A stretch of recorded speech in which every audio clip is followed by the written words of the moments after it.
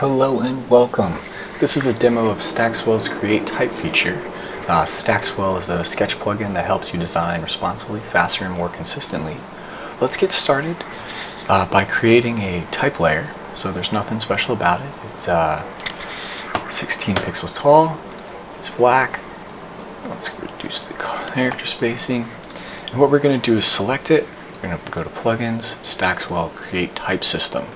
We're not going to worry about this too much. We're going to rename this to black, and we're just going to generate a system to see how it works.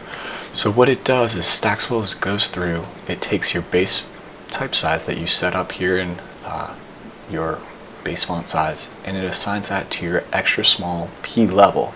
And then it goes through and it creates a level for every breakpoint. So extra small, small, medium, large, and extra large.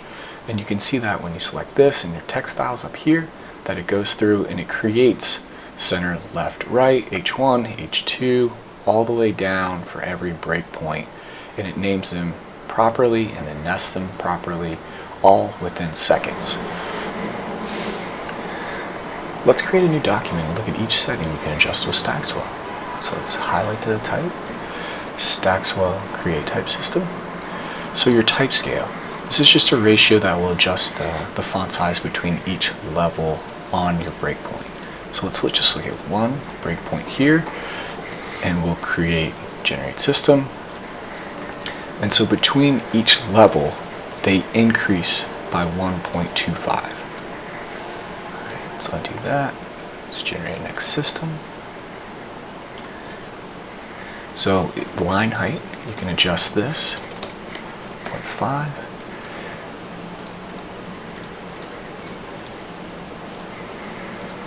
And between each level of type here, you'll see 24 is just 1.5 times 16, 20 times 1.5 is 30. So really it's just our line height and how that's increasing. So paragraph spacing. So let's set paragraph spacing to 1. If you set it to 0, paragraph spacing will just be 0 down here. If you set it to 1, it will match whatever the line height is for each of your headers. If you set it to 2, it would be your line height times 2. So this is just another ratio that we use, and it's just it's calculated by multiplying whatever number you put in here by the line height for whatever the level type is, or the header type. So let's generate it, and as you can see, we adjust the paragraph spacing. So since I put 1, it just matches 42 there. 21 matches there. So plugin, Stackswell, let's create it again.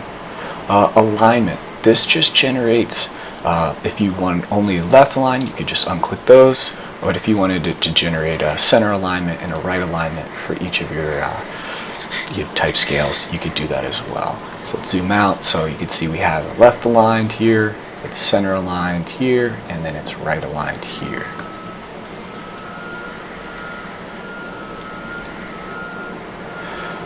Breakpoint scale. So this is actually a feature that we built.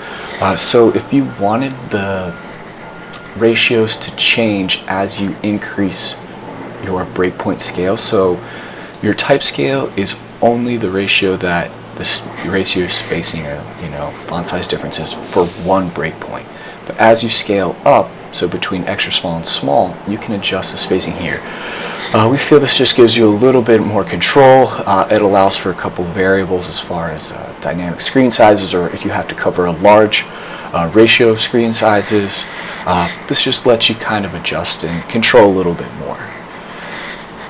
Let's see, if you do breakpoints, this allows you to just generate whatever breakpoints you want. Say you only have extra small, medium, and extra large, you can just generate these 3, and we won't have to generate 5 for your particular set. So we kind of let you adjust. If you only wanted to do extra small and generate that quickly, you could do that as well, and just somewhere a little bit more flexibility.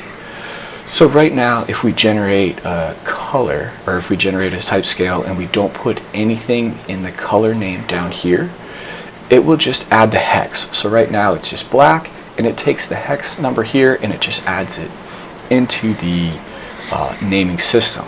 But if you wanted to change that, say you wanted it to be black, what Stackswell will do is it'll take whatever it puts in this variable and it will replace it in this actual naming, so that when you go down here you'll be able to do black. So let's do an example here where we take and generate another system, and then let's change this to a blue. Let's plug in Stackswell, create system, change this to blue, and then we'll run it. And as you can see, when you come down to your scales, now you have black and blue called out for you, so you know the difference. And this just helps, you know, if you have a primary blue, primary colors, or colors in your, you know, design systems that you're working with already, you know, that you need to use, or, you know, allow you to explain it a little bit more clear. And then last but not least, we have how you round the type system.